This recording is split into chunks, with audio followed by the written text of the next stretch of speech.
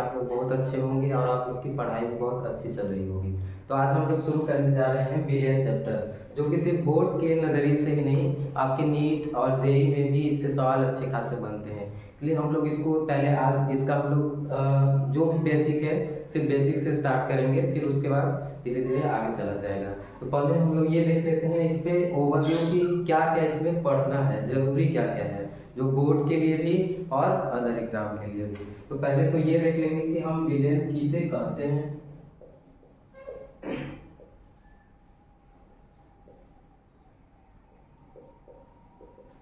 ठीक, फिर इसके बाद इसके प्रकार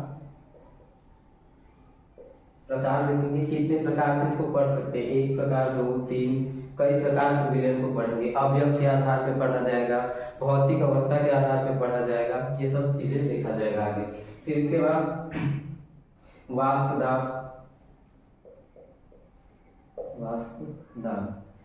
फिर एक है अणुसंख्य गुणधर्म,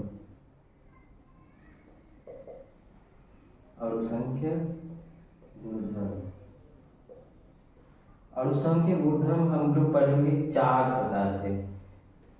और ये जो 4 प्रकार से इसको हम लोग पढ़ेंगे, ये सिर्फ बोर्ड के लिए ही नहीं, और ये तो कह रहे हैं कि बोर्ड में सिर्फ इसी से ज्यादातर सवाल पूछेगा ही बिलियन में, जितने भी न्यूमेरिकल हैं इसी में से चीजें पूछती हैं। और एक चीज है जो फैक्टर इसमें जो हम लोग पढ़ेंगे, जैसे कि मूलता,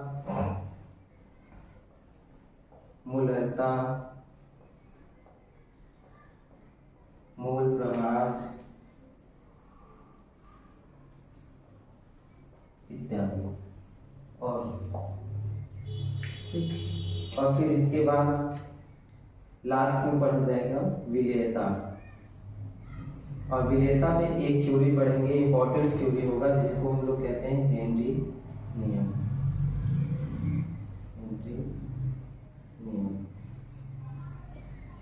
ठीक, ये इसका ओवरव्यू है। पहले देखेंगे विलियन किसे कहते हैं। इसमें एक टर्म सिर्फ याद रखना है, कीवर्ड इसका, कि इसमें हम ये देखेंगे समांगी मिश्रण देखा जाएगा, समांगी मिश्रण मतलब कि हम लोग ऐसे विलयन तो ऐसे कई प्रकार के हैं कि सिर्फ हम चीनी पानी का घोल बना दिए तब भी वो विलयन है, नमक का बना दिए तब भी वो विलयन है, लेकिन हम लोग उसमें समांगी मिश्रण की ही सिर्फ बात करेंगे। एक विस्मांगी मिश्रण होगा, एक समांगी। समांगी मिश्रण का अर्थ ये हुआ कि जिसमें हम लोग चाहे जिधर से भी देखें वो हमको सब जगह से समान दिखना चाहिए, वो समांगी मिश्रण कहलाएगा। जैसे कि आप चीनी और पानी का घोल बना रहे हैं, तो या तो उसको बीच में से चेक कर लीजिए, या एकदम उसके तले से चेक कर लीजिए, या ऊपर से, आपको समान अंग ही वहां मिलेंगे। कहने का मतलब ये है कि अगर हम किसी बीकर में इस तरह से अगर चीनी और पानी का घोल इस तरह से बनाते हैं, तो हमको अब यहाँ से आप चेक कर लीजिए, चाहे यहाँ से चेक कर लीजिए, अगर हम ये देखें कि इतने क्षेत्रफल में से कितने इसमें मोल हैं, तो इसमें भी अगर मान लेते हैं कि 2 मोल हमको प्राप्त हुआ, तो यहाँ से अगर हम क्षेत्रफल चेक किए, यहाँ पर भी हमको 2 मोल ही प्राप्त होगा। ऐसा नहीं होगा कि अगर समांगी मिश्रण है तो यहाँ कुछ और हमको मोल मिल रहे हैं, यहाँ कुछ और मिल रहे हैं, ऐसा होगा नहीं। और इसका परिभाषा लिखेंगे तो कुछ इस तरह से होगा विलयन का। इसको लिखेंगे हम 2 या 2 से अधिक पदार्थों के समांगी मिश्रण को विलयन कहते हैं। ठीक, इसमें हम लोग ये देखेंगे, हाँ ज्यादातर ये तो 2 या 2 से अधिक पदार्थों के समांगी मिश्रण को हम विलयन कहते हैं जरूर, लेकिन इस चैप्टर में या तो ये कह दें कि इस लेवल में हम लोग सिर्फ 2 ही बाइनरी सॉल्यूशन की ही बात करेंगे, जिसमें सिर्फ 2 ही पदार्थ होंगे, एक विलय होगा, एक विलायक होगा, जिस पे हम चर्चा करेंगे थोड़ी देर बाद। अभी इसको समझ लीजिए एकदम इत्मीनान से कि क्या है ये समांगी मिश्रण, क्या है, जिसमें समान अंग ही हमको प्राप्त होंगे। इसको 2 तरह से देख लीजिए, ये 2 तरह से है, एक विस्मांगी होता है, दोनों देख लीजिए एक बार सेव करके, और एक होता है समांगी। इसमें इसमें सभी घटक समान नहीं होते हैं।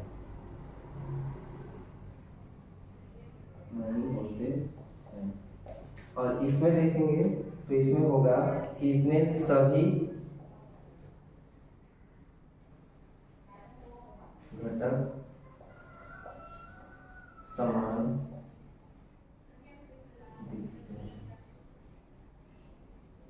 दिखते हैं। ये हो गया समांगी और विषमांगी में एक मुख्यतः अंतर, छोटा सा अंतर है, जिसमें कि हम ये देखेंगे विषमांगी विलयन वो होगा या तो मिश्रण वो होगा जिसको हम लोग ये कहेंगे कि सभी जगह से समान नहीं होगा। अगर प्रैक्टिकल का एग्जाम्पल लिया जाए तो विषमांगी मिश्रण को बोल ऐसे ले सकते हैं कि मान लेते हैं कि विषमांगी के लिए पानी और प्लस मिट्टी, ठीक। इसमें आप लोग प्रैक्टिकल करके भी देखेंगे तब भी आपको ये पता चल जाएगा कि वो विषमांगी होगा, क्योंकि आप पानी और मिट्टी को अगर घोल बनाएंगे तो आपको तली में मिट्टी ज्यादा मिलेगा और ऊपर तैरते हुए कुछ कम मिलेंगे, या तो घोल उस तरह से बनेगा नहीं जिस तरह से कहा जाए। और इसमें अगर हम लोग बोले तो इसमें आप नमक या चीनी और प्लस पानी, ये। अब इसको आप एक तरह से और समझ लीजिए कि अगर हम इसमें देख रहे हैं तो इसको हम अलग भी नहीं कर सकते हैं, इसके हम लोग किसी भी घटक को अलग भी नहीं कर सकते, और इसको चाहा जाए तो अलग कर दिया जा सकता है, ठीक है। तो अभी के लिए इसको मिलाते हैं, फिर आगे बढ़ते हैं।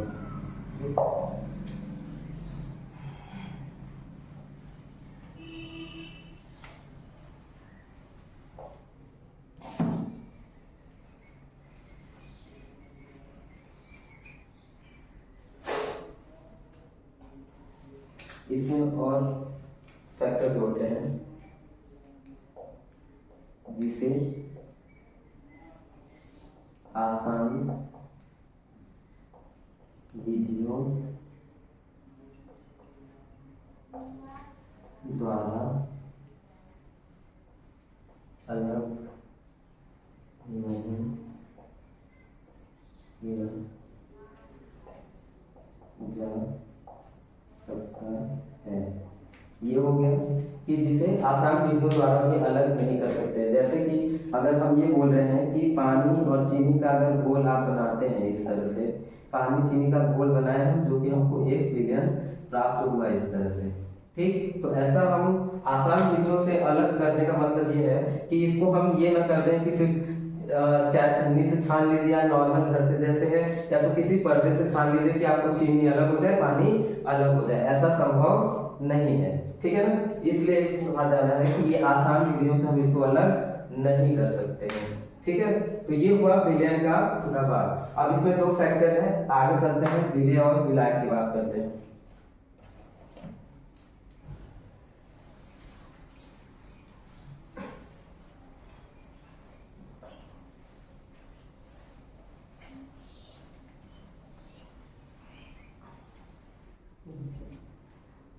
अब विलयन दो चीज से बना होगा, ये सबको पता है। अभी दो ही बाइंडिंग की बात कर रहे हैं हम, तो एक होगा हम लोग का विलायक और एक होगा विलय,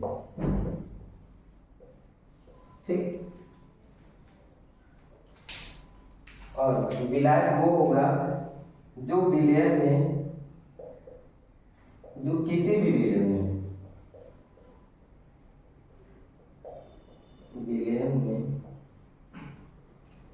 ज्यादा मात्रा में होगा, ज्यादा मात्रा में होगा, ठीक। और इसमें विलय होगा जो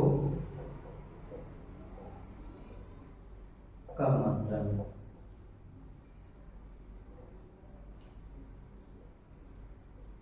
होगा। जैसे एग्जाम्पल देख चलते हैं सबसे अच्छा। जैसे हमसे बोला कोई कि 20% मेथेनॉल है, मेथेनॉल का विलयन 20% मेथेनॉल का विलयन। तो कहने का मतलब ये होगा कि इसमें 20% मेथेनॉल होगा और 80% वाटर हुए। ठीक, तो इसमें जो कम मात्रा में होगा उसको हम विलेय बोल देंगे और जो ज्यादा होगा उसको विलायक। इसका मतलब ये नहीं हुआ कि वाटर हमेशा विलायक ही होगा, वो कई जगह पर विलेय भी का भी काम करता है। नीट में कई बार इसके क्वेश्चन आ भी चुके हैं कि वो विलायक वाटर को विलेय के रूप में यूज किया गया है। ठीक है ना। जैसे एक और है, इस एग्जांपल है, जैसे 80% अगर एथेनॉल है, 80% एथेनॉल का विलयन, तो इसका मतलब ये हुआ 80% एथेनॉल का मतलब ये हुआ कि आपके पास 80% एथेनॉल है और 20% वाटर है। ठीक, तो इसके हिसाब से देखेंगे तो इस बार एथेनॉल विलायक बन गया तब, और ये विलेय। ठीक, अब एक और लेते हैं फैक्ट समझने आगे अच्छे से। जैसे हमसे ये कहा गया कि आपके पास 50% एथेनॉल है और 50% पानी है, जो भी, तब इस हिसाब से देखा जाएगा। जैसे 80% अगर एथेनॉल है, आपका 80% एथेनॉल का विलयन, तो इसका मतलब ये हुआ 80% एथेनॉल का मतलब ये हुआ कि आपके पास 80% एथेनॉल है और 20% वाटर है। ठीक, तो इसके हिसाब से देखेंगे तो इस बार एथेनॉल विलायक बन गया तब, और ये विलेय।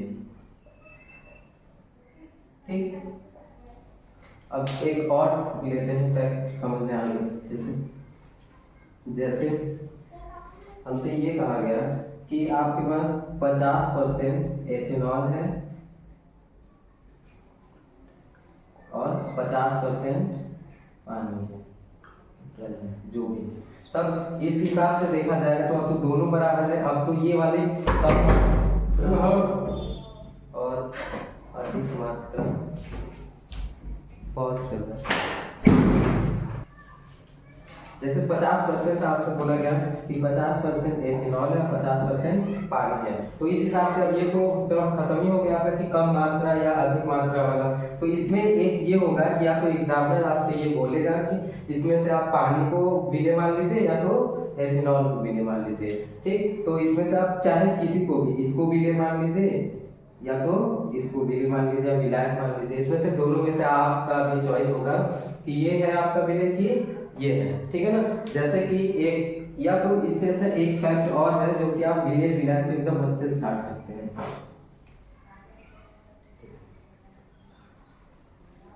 एक ये होगा विलयन में उपस्थित पदार्थ जिसकी भौतिक अवस्था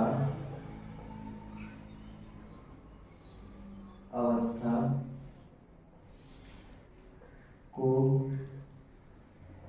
अपना लेता है उसे विलायक कहते हैं, विलायक कहते हैं। ठीक, जैसे कि चीनी C12H22O11 प्लस H2O पानी। ठीक, इससे आपका बना विलयन। तो कहने का मतलब ये है कि चीनी तो आपका सॉलिड पाया जाएगा और ये लिक्विड फॉर्म में पाया जाएगा, और विलयन जो होगा वो भी लिक्विड फॉर्म में ही होगा। तो इससे ये पता चलेगा कि हम लोग विलयन में उपस्थित दो पदार्थ हैं अगर जिसकी भौतिक अवस्था वो ग्रहण कर लेगा उसको हम लोग ये बोलेंगे कि वो हमेशा विलायक होगा। अगर ठोस अवस्था को ग्रहण कर लेगा तो हम बोलेंगे कि वो विलायक होगा, अगर लिक्विड को लेगा तो वो। मतलब कहने का ये है कि दो फैक्टर की ही बात कर रहे हैं, सिर्फ द्विलिंगी का ही बात कर रहे हैं, उसके हिसाब से देखा जाएगा तो विलयन जिसकी भौतिक अवस्था को ग्रहण कर लेगा उसको हम बोलेंगे कि वो विलायक है। तो आज के लिए बस इतना ही।